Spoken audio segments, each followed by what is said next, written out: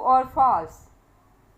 First statement, you can still burn your tongue on a cup of tea even though it may not be very hot.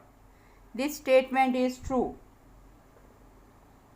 Second statement, heat is measured with the thermometer. This is false statement because temperature is measured with thermometer. Third statement, when water changes state from ice to a liquid, the total mass of the water never changes.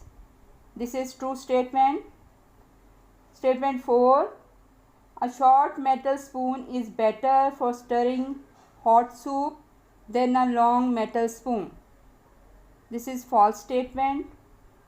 Statement number 5, heat can only be carried by convection in liquids and gases. This is true statement. Question number 3, use the given words to fill the gaps. Words are condenses, freezes, gas, liquid, melts, state. Ice is a solid.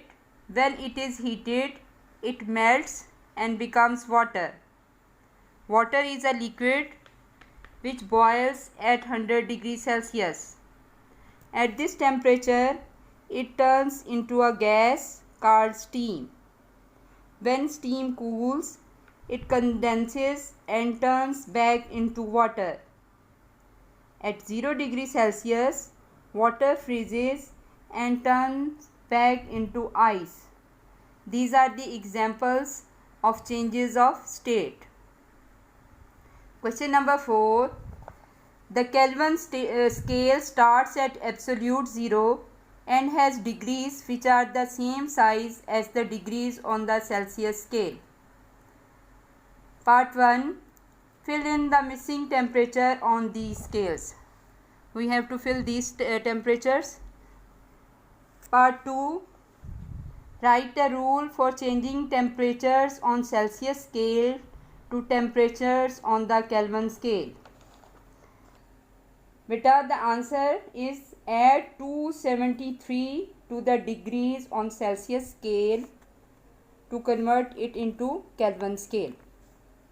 Or if we have to convert Kelvin scale into degree Celsius, we have to minus 273 from the Kelvin temperature to get the temperature in degree Celsius. By applying these two rules, we can fill these gaps.